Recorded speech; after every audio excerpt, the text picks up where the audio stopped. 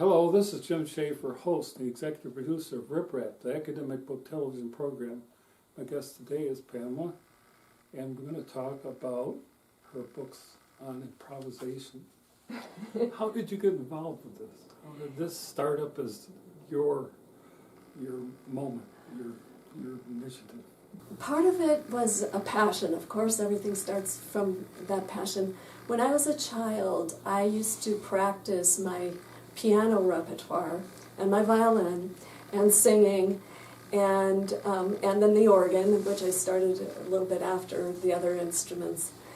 I would practice my repertoire, but I wanted to keep playing or keep singing. And so what I would do is play right next to the piano. My parents had an LP stereo system, and so I would just put one of the LPs on the stereo system and listen to a track on that, and then go to the piano and see if I could figure out how that harmony and that melody was conceived. And I would just go back and forth, play that same track over until I figured it out.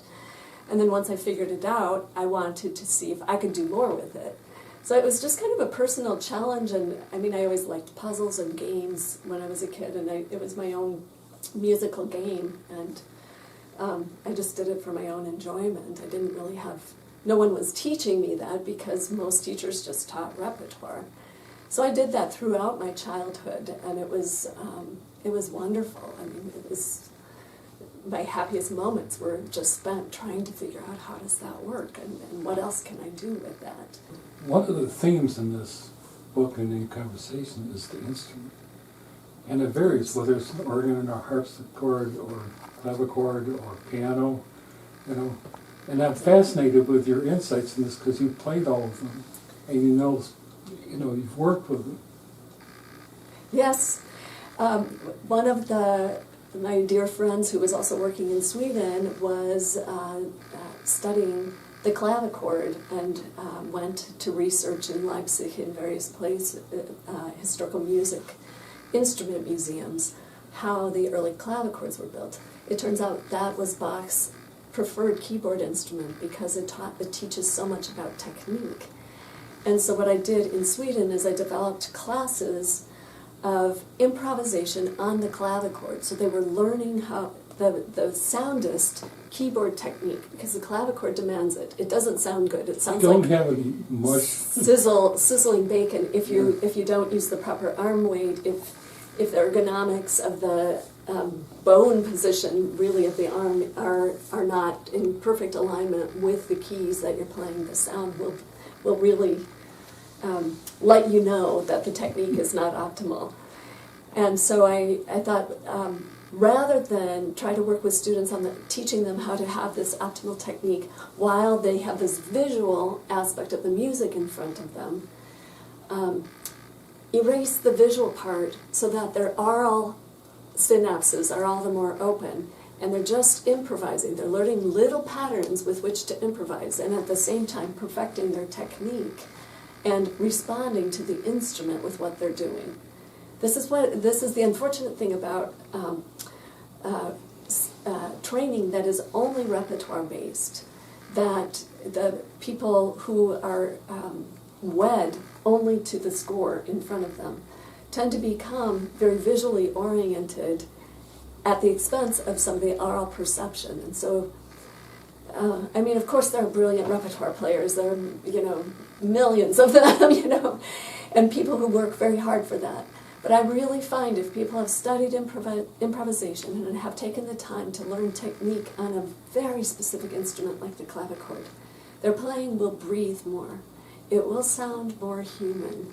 It will have a much broader palette of affect and much more depth in terms of communication and perception of how harmony works and how melody works and how all of this is woven together in the most optimal music making. Well, it can respond, the player can respond to the music.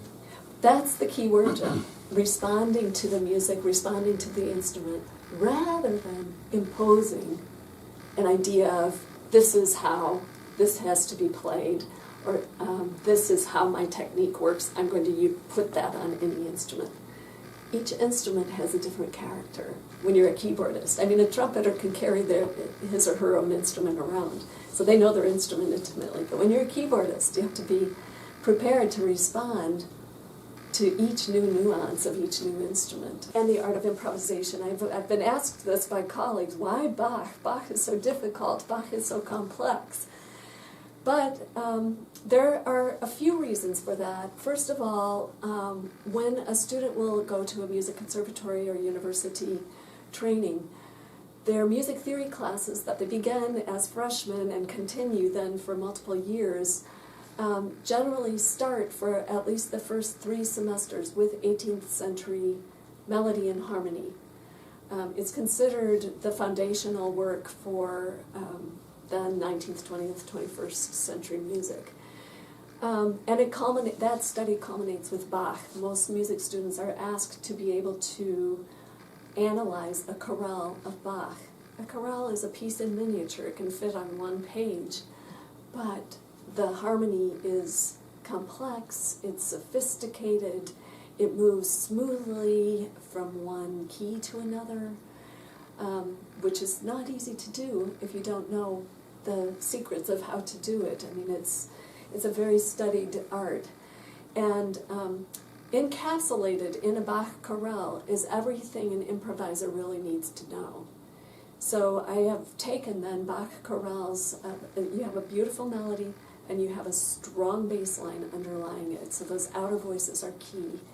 And I've taken those as the starting point and really the ending point for developing an improvisation pedagogy method that's based musicologically on historic sources, reports from Bach's pupils about how Bach improvised and how he taught his pupils to improvise.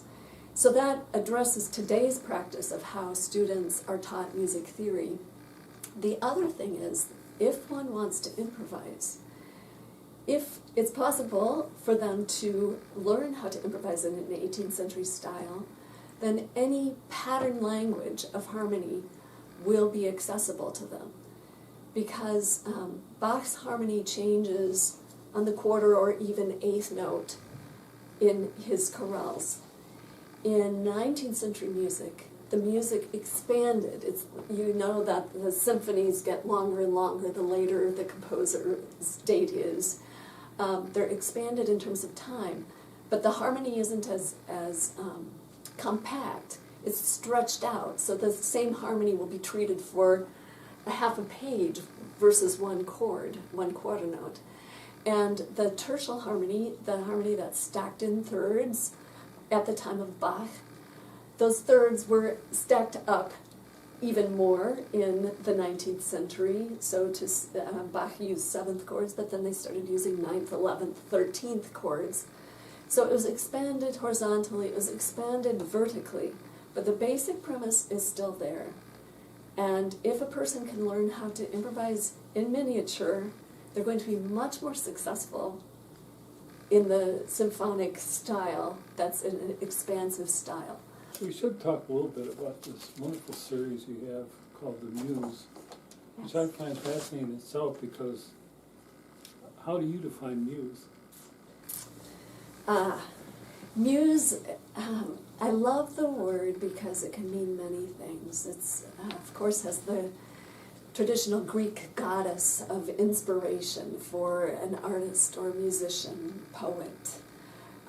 And that source of inspiration is really important, and it comes in various forms of support, I think, for any artist.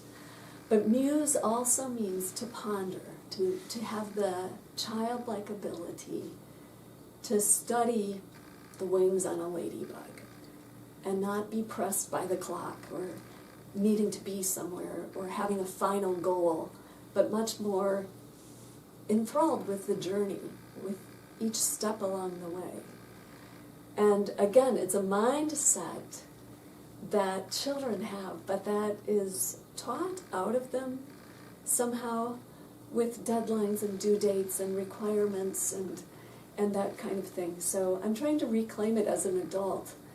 And the other thing is, with all the improvisation teaching that I've done, I have found that even though there are many, many adults who would like to learn improvisation and can learn it and can perform it well, or learn how to play improvisation for themselves, for their own satisfaction of learning more about how music works. There inevitably is a fear factor that enters into learning improvisation when one already is very proficient at playing repertoire on an instrument, because there's this expectation that, I should be able to improvise at the same level that I play repertoire. But of course, no one has practiced improvisation as much as they have practiced repertoire in today's age. And it just takes the same level of practice. It's just putting in those hours of inquiry and being able to have a beginner's mind. And I wonder how this works, instead of, I didn't like how that sounded. Instead of the judge mode, go to the right hemisphere of the brain, where it's the curious, the imaginative side.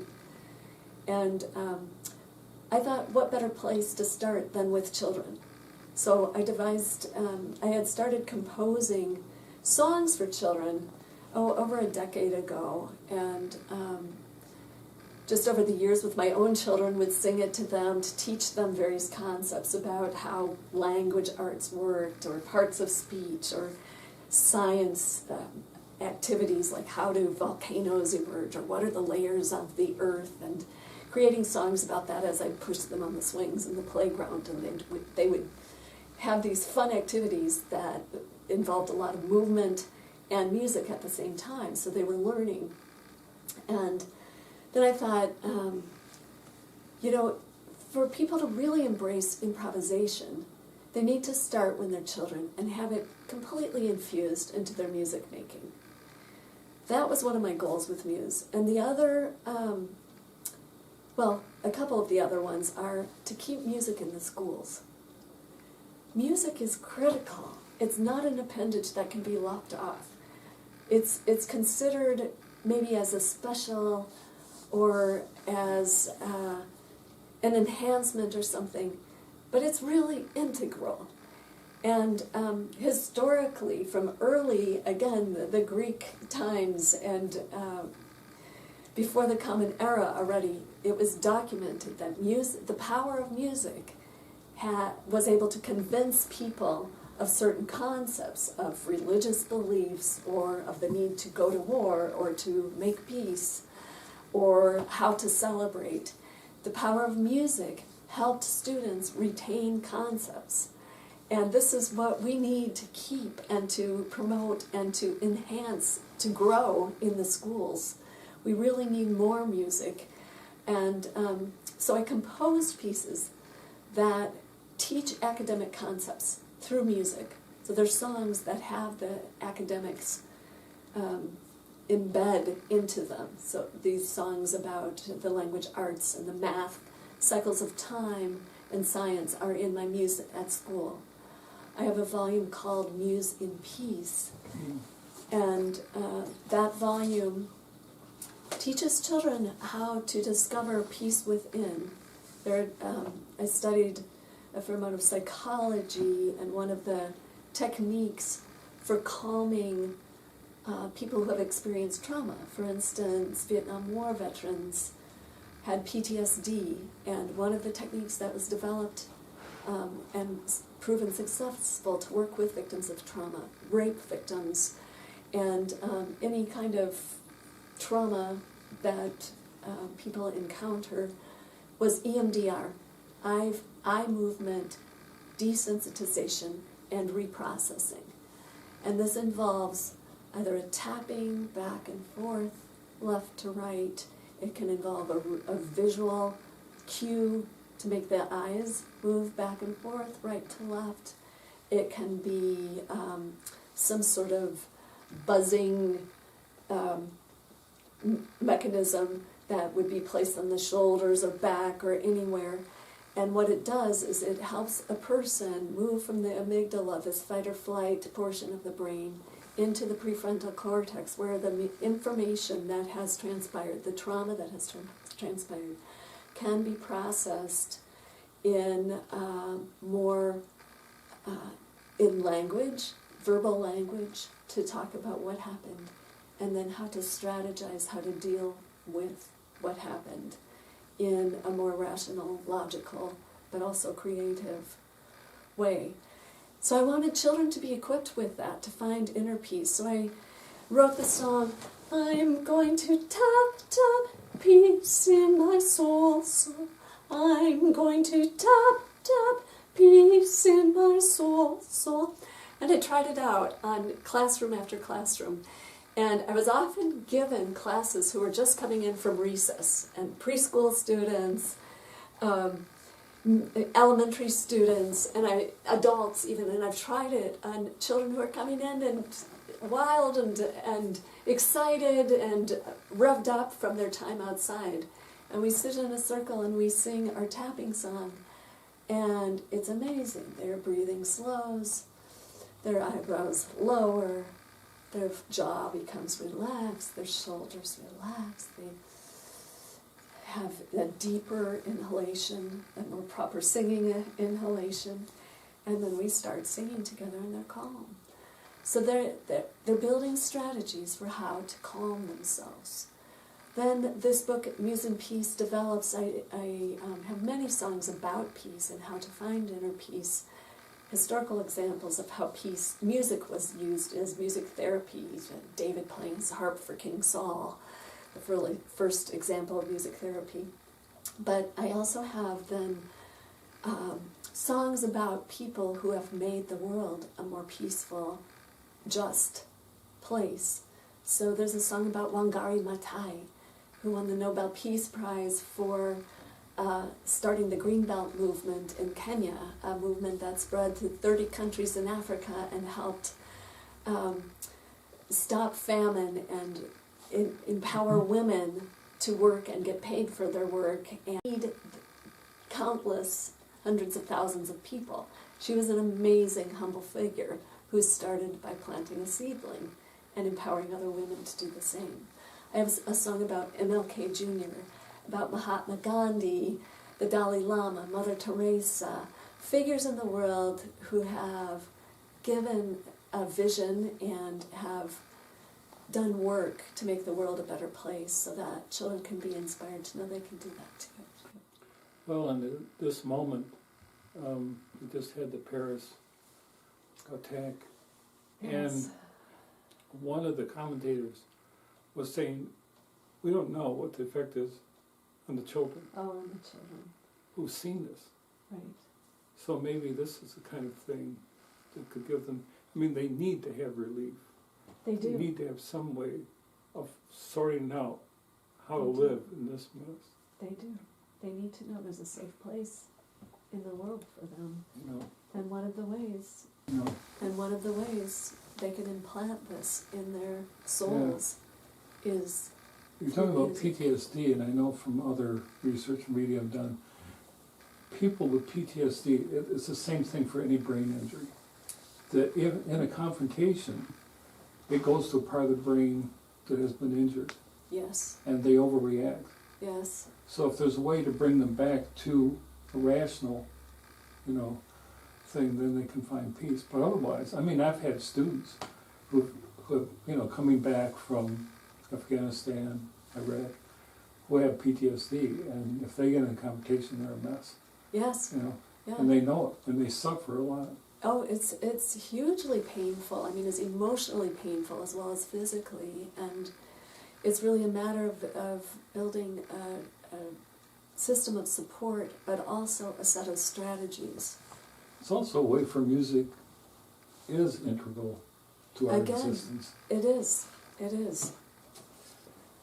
You also had the music for the soul. Muse for the soul, yes. So that gets at soul care in the way that Muse in Peace gets at sort of mind and body care. And Muse for the Soul I intended this, it has sacred texts, but I intended to be open for multiple faith traditions.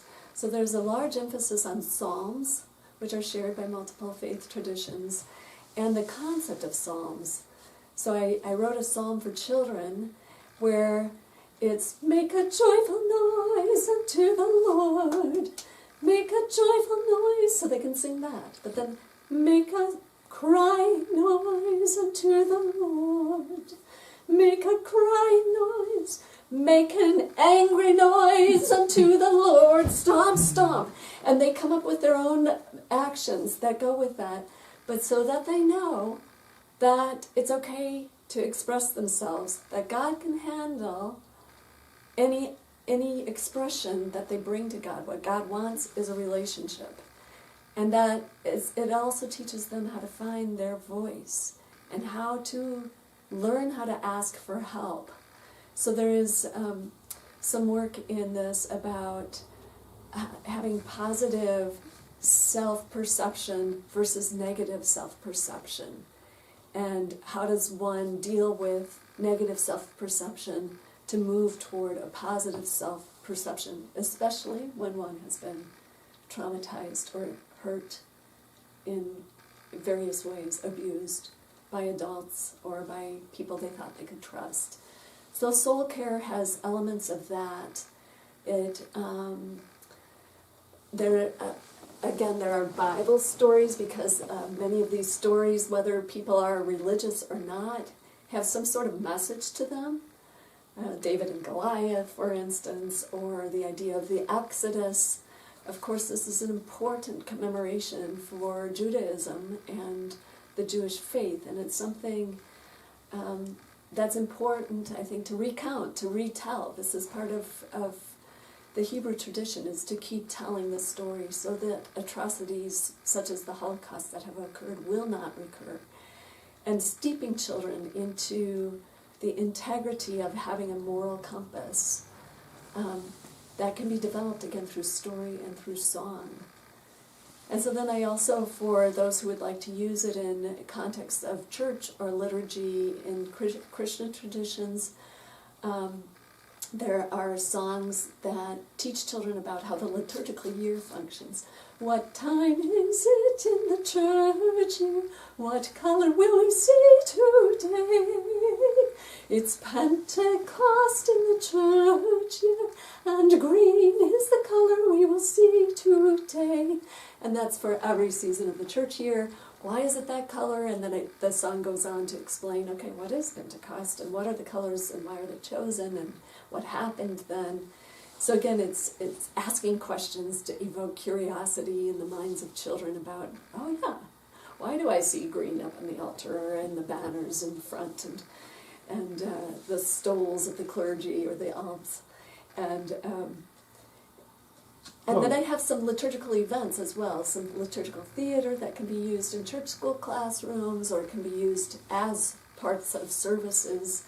I'm trying to feature Mary and Elizabeth to celebrate women in the scriptural tradition as well, because there have been a lot of patriarchal traditions that haven't named the women, so I have Mary and Elizabeth named in there, as well as St. Francis, who was a great friend of animals and of children. Children, I think, take to St. Francis as a hero of sorts because of his simple life and his care for all creatures. I thought it was interesting that you approach this also as a teacher, so you're looking at the different levels, age levels, of the people who might be involved with these books, Yes. and detail the aspects of those levels. Yes. And that's helpful to know your student. Yes, it is, and I'm finding that adults are responding to it as well. I mean, it's a way for adults who weren't brought up in a certain faith tradition to learn more, or to develop strategies in their parenting, their own teaching, maybe their career that's even in the business field or something where they have to interact with colleagues and understand different ways of thinking. Then there is this bigger one on work. Use at work. And I'm not exactly sure. It seemed like there was more of this technical stuff. And Use at work yeah. is intended to teach how music works. I see. And this I'm using with some of my adult students as well. Adult students who haven't had traditional music training. And it's teaching music through song. My brother is a Shakespeare scholar and professor, And of course, in his field, they have studied the incredible craft of language with Shakespeare, and they work themselves to wordsmith their response to Shakespeare or their new insights on Shakespeare, but they're using language to analyze language. And so he has challenged me before. He said, "You're in the field of music. Why do musicians try to use language exclusively in their criticism, in their teaching, in their studies of music? Why don't they try to use their own medium to respond and teach music?" So I took that on as a challenge. So there's a challenge? I'm teaching music through song, and so they're F-A-C-E are the spaces that I see. F-A-C-E, what does it spell? F-A-C-E, that spells face, which rhymes with space. F-A-C-E are the spaces on the staff. So through song, they're learning how to read notes. And I have the same thing for lines on the staff, and what do clefs tell us? How does rhythm work? How does meter work? So I have songs about poetic meter, and about modes, and what are the characters of each mode. Ionian pillars, stately like the old Greek pillars, standing tall. And so the Ionian mode is the same as the major mode. Ionian pillars are very strong and stately. So I'm comparing the two through song and teaching the modes. They're singing the modes, hearing the modes, at the same time they're learning how do these modes, what are the characteristics of these modes. That's a perfect example of what the issues are of knowing how to do something but then teaching it. And the people you're teaching may not have the vocabulary to be able to do it themselves. Yes. And so then you have to teach them the vocabulary, all the components of it. That's right. And they'd be starting from zero, Yes. or very little. I've also mentioned earlier the visual aspect of musicianship, and because language is such a strong component in music making, or in music criticism and music study, I feel as if the oral aspect of musicianship has been neglected, and the oral aspect is critical. I mean, it's really the most important sense for musicians, and yet the visual aspect is trained the most highly. So I have exercises in there of how to listen, and how to listen very keenly, how to just spend hours outside and absorb what sounds are occurring. When you go on a trip, pay attention to what are those sounds, and then how to describe those sounds. Let's say you had to describe those sounds to someone who was deaf. Then you could use images and metaphors from the other senses. You could talk about the texture, and is it rough or smooth? You could talk about how it would taste if this was a food. You could talk about the colors or the visual outline of something if someone were deaf. But what if someone was deaf and blind? Then how would you describe it? What if someone had never heard music before and never will have a chance to? We need to have a much broader, deeper vocabulary for sound and for listening. I mean, I think we'll become better listeners just in human communication as well if we can take time to just be quiet and listen. To listen. Well, thank you for being on Ruiter. My pleasure. It was a pleasure for me. It was a fascinating books that I read and extended my knowledge of music. So thank you. Thank you, Jim. And thank you, Karen.